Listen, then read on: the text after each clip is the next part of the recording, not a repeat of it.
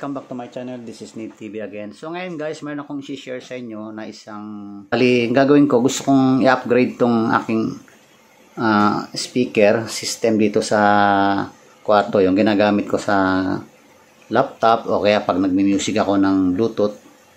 So sa ngayon guys, ito yung setup ng aking speaker. Ito kung naalala nyo, ito yung nakita nyo ni-repair ko nakaraan.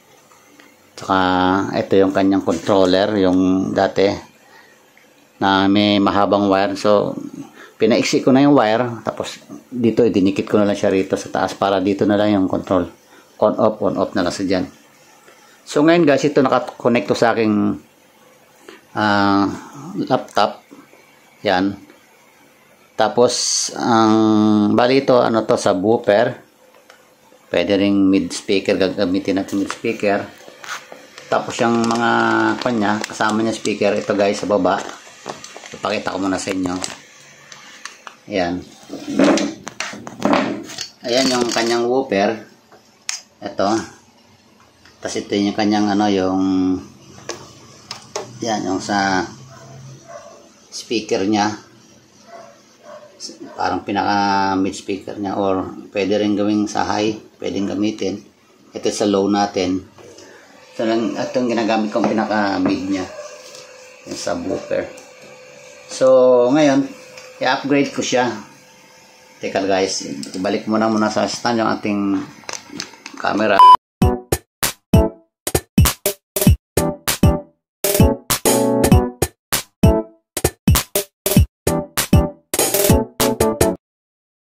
Dumating ganito yung in-order ko na ano, na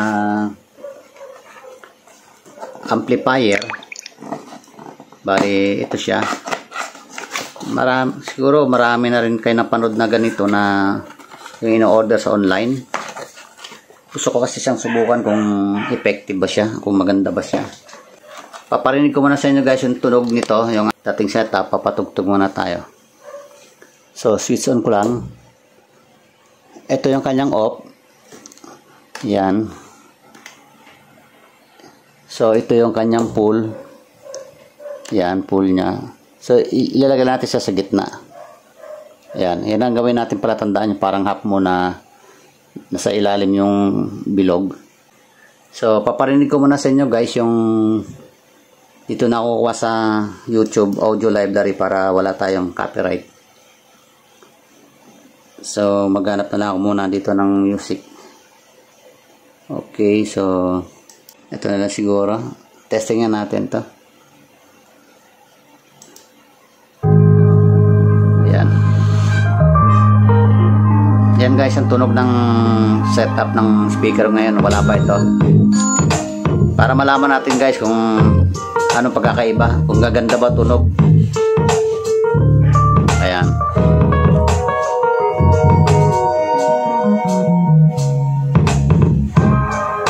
Ayan.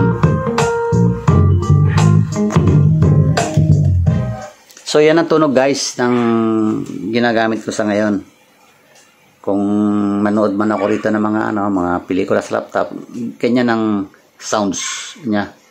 Medyo buo siya na medyo maganda ang tunog. Ngayon guys, itinan ko kung gagamitan ko siya nito, kung magbabago ba tunog. Kasi ang plano ko, teka, buksan muna natin ito guys ha. Binuksan ko na lang yung plastic, yung wrap niya, pero ito hindi ko pa nailalabas yung mga accessories niya. Tingnan natin kung anong mga kasama. So meron siyang sa speaker siguro to guys. Ito yung ano siguro sa power supply. Kasi ito guys, nakita ko sa online, ano siya, yan o. Pwede siyang AC/DC. Sa outlet natin pwede. Tapos pwede rin siya guys sa 12 volts DC power. Yan guys oh, kung nakita nyo. Pwede siyang 12 volts, 24 volts. Ito yung AC. So susubukan natin muna yung AC mamaya, tapos itong DC nya. Tapos meron siyang guys na saksakan ng mic, dalawa. Tapos meron siyang USB TIF card, may FM siya, antenna. So Bluetooth to guys, pwede siyang i-Bluetooth. Tapos may echo, may minimum volume ng mic volume siguro to. Tapos ito yung main volume, may treble, may bass. So parang iba yata na dumating kasi ang in order ko D10.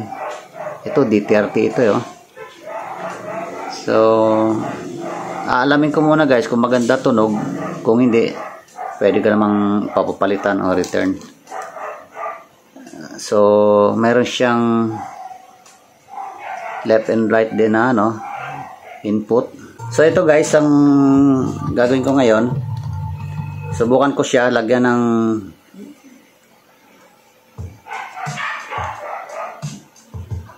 baling speaker na kinabit ko dito tsaka sa baba.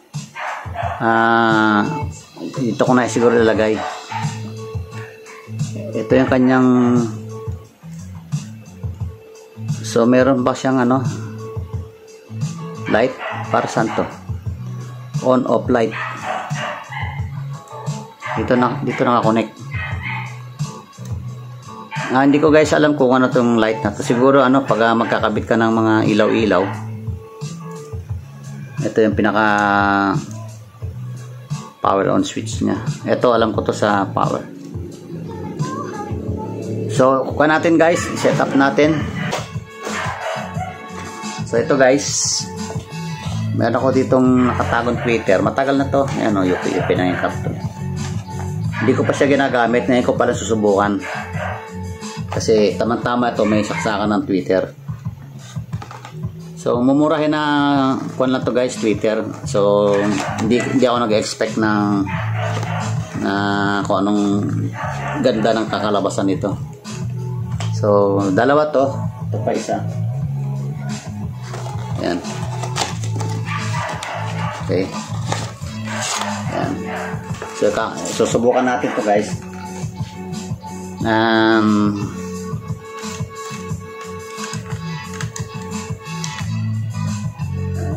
Ito na lang siguro sa Twitter na. Kasi isa lang, dapat dalawa. Kulang pala sila guys ng isang wire. Isa lang yung pinaka kasama niya. Tapos dito sa Twitter wala. Ito sa power to Dito sa dito yan sa 24 volts saka 12 volts. Pero kakabit pa natin to guys sa power supply. So meron akong power supply dito. Tetestingin natin mamaya kung nagana ba siya. So set up ko muna to guys yung Twitter natin. Siyempre guys, para iwas sunog ng ating mga Twitter, maiwasan yung pagkasira agad. Lalagyan natin to guys ng capacitor tsaka resistor. Normally ginagamit dito, depende guys sa specs ng Twitter. Mayroong ginagamit na 6.8, 4.7, 3.3. Pero titignan ko kung ano yung resistor ko rito tsaka kung ano available. Sandali lang guys babalikan ko kaya. Ito na lang yung kakabit ko. Resistor 5 watts 10 ohms, tag-isa sila kasi dalawa siya. Tapos non-polarized na capacitor. Ibig sabihin non-polarized, wala sa negative positive. So kahit baliktarin natin ikabit to. Dalawa na rin kinuha ko kasi dalawa speed. Bali siya 2.2 pala itong gagamitin ko. Wala akong 3.3 tsaka 4.7. Dati ang ginagamit ko 4.7 pero ngayon 2.2 100 volts. So pagkakabit nito guys sa speaker, always yung capacitor dapat sa positive. Ayan, may nakalagay naman guys polarity plus. plus minus, ito plus. So dito tayo magkakabit dito, tapos ang isang paa ng capacitor natin papunta na ng papunta na ng ng ating amplifier, ito sa positive din. Tapos itong ating resistor paparallel na lang natin dito, yan, nakaganyan sa dyan. Tapos yung negative na papuntang amplifier dito natin kakabit, o yung kung galing sa amplifier, negative ng amplifier papunta rito sa negative ng speaker. So ganyan lang guys ang gagawin natin connection, parallel siya. Tapos ang kanyang capacitor, ayan, nakakonect na sa isang wire papuntang tapos itong isang wire din yan, ganyan bali ang itsura niya, nakaparallel. Tapos ang isang wire papunta rin doon sa ating ampli. So okay guys, prepare ko lang yung aking yung aking soldering iron, at babalikan ko kaya. Init na siya. Itayo ko lang muna siguro to. Ayan, positive, ito yung negative.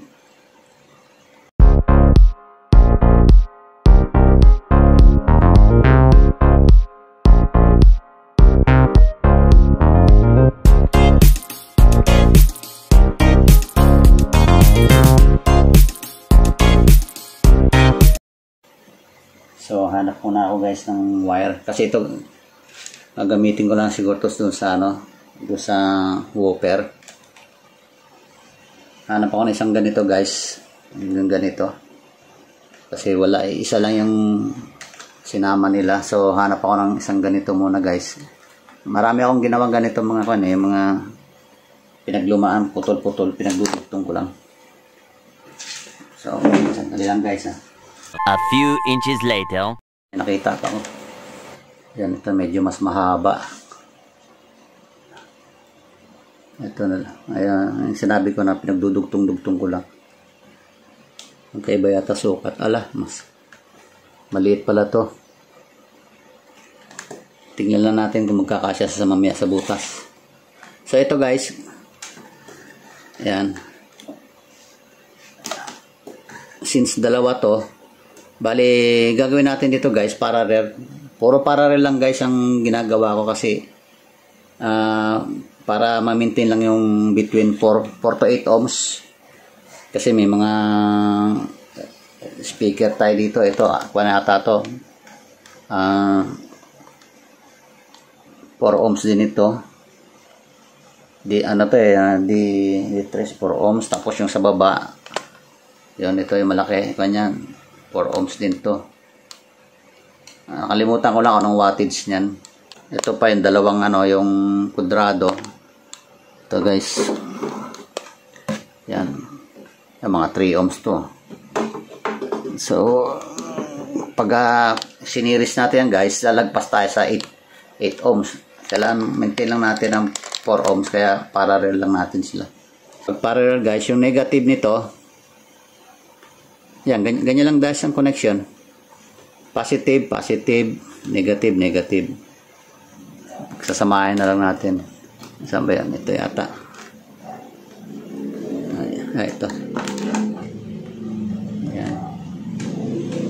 Yan, halimbawa, lagyan natin to positive connection.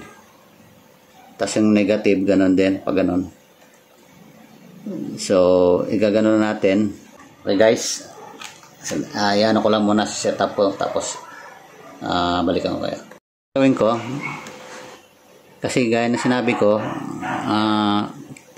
itetest ko lang muna to. Hindi ko pa to permanentan ng wire, kasi ipapasok ko pa to sa mga box. Pag-iisipan ko pa kung saan ko ilalagay, kung dito sa subwoofer o dito sa baba sa woofer. So ganito lang muna, temporary lang, inano ko lang muna dito, tinali tsaka dito sa positive. So yan ay negative positive natin. Tapos ito naman, kakabitan natin to para magkaroon din ng connection, para maging parallel. Yung parallel guys, para yung positive sa positive. Yung negative, para yung negative, ito, dito rin sa negative. positive. Dito rin sa positive. So, gamitan lang natin muna ng jumper wire. Temporary lang naman para... Tapos yung negative, so negative. Ito rin, gamitan din natin. Ayan. Negative. To negative. Okay.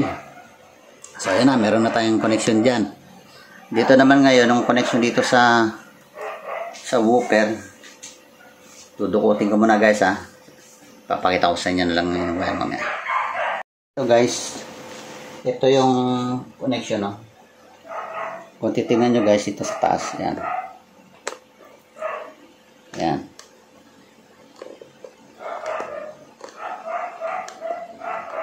Yan. Ito yung papunta doon sa woofer, yung malaking speaker sa baba. Kaya nakapasok sa rito kasi guys, ginawa ko rin parallel connection to siya para 4 ohms lang din nakalabasan nila. So, ito yon.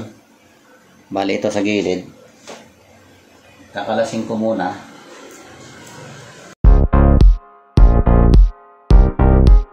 Okay guys, ito na yung kwan kanina, connector para dito sa ating ampli na to. Ayan, tabi mo natin itong remote. Kukunik ko na siya guys dito sa ano, yung speaker do sa malaki.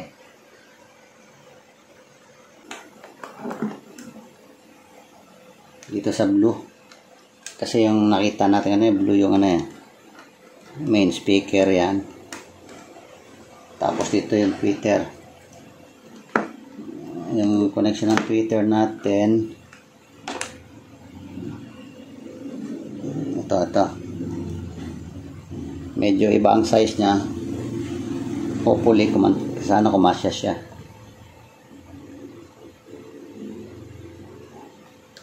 Okay na yung connection natin. Bale, dito ko na lang kinonect yung positive, negative. Parehas din naman kasi meron man tayong jumper line. So, naka-parallel na rin siya rito. So, bali, tetestingin muna natin to guys sa power niya. Ito nga pala guys, yung sa likod, yan, kinonek ko na. Ito yung sa tweeter. Ito yung sa speaker sa woofer sa baba. Yung ito, sa woofer, hindi pa nakakonect. Tsaka yung dalawa ritong siguro sa part 2 na yan, next video. Kasi, tetestingin lang muna natin guys. Hindi pala natin pwede guys magamit yung laptop dito kasi wala siyang rito, audio input.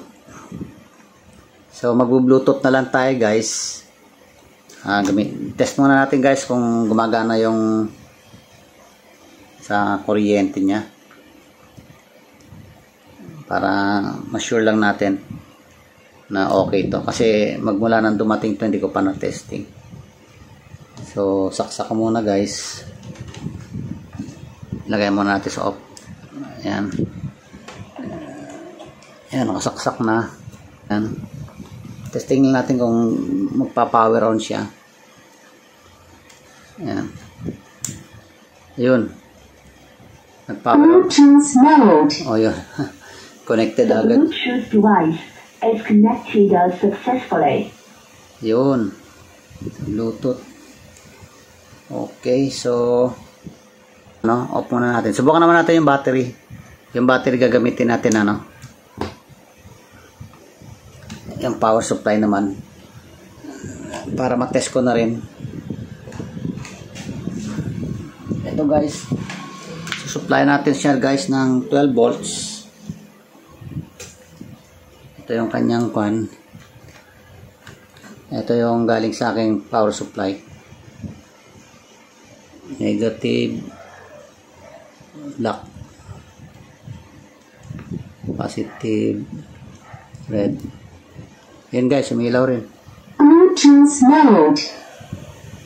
So gumagana siya guys. Bluetooth device is connected successfully. Hinaan natin muna yung volume. Subukan natin magpatugtog. So, subukan natin guys sa Bluetooth lang muna. para lang pa-testing lang natin. So ito, nakakonect na siya guys. Ibo-volume ko lang.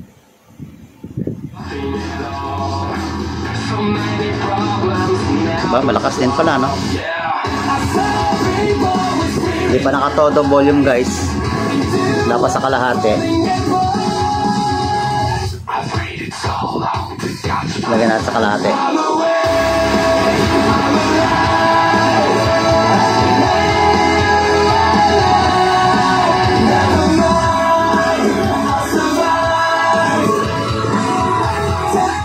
So okay din guys yung kanyang tunog, ano? Ano pa lang yan, woofer tsaka itong tweeter. Mahina lang guys ang tweeter kasi maliit lang ito eh. Pero okay naman. May konting ano rin. Tingnan natin. Patunogin lang muna natin guys yung tweeter. Alam ko mahina lang yan kasi maliit lang eh. Tanggalin ko muna guys yung sa speaker para yung tweeter lang marinig natin. Yan guys. Tweeter na lang yan. Ayan. Wala pa siya guys sa box kaya medyo parang di pa siya ganong marinig. So ayan ang tunog ng tweeter. Okay. Isang kanta lang pala yun, no? Next song tayo. Ayan guys, oh. Ayan tweeter niya.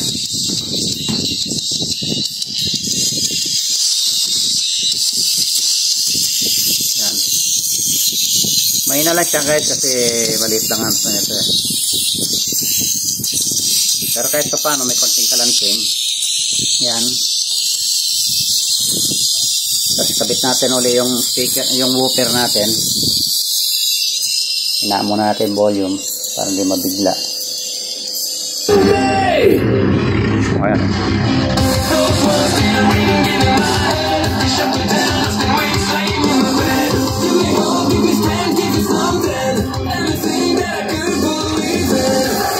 Iba yung tunog niya sa kanina pinarinig ko sa inyo. Yung pinarinig ko sa inyo kanina, buo yung kasama pati itong subwoofer yan.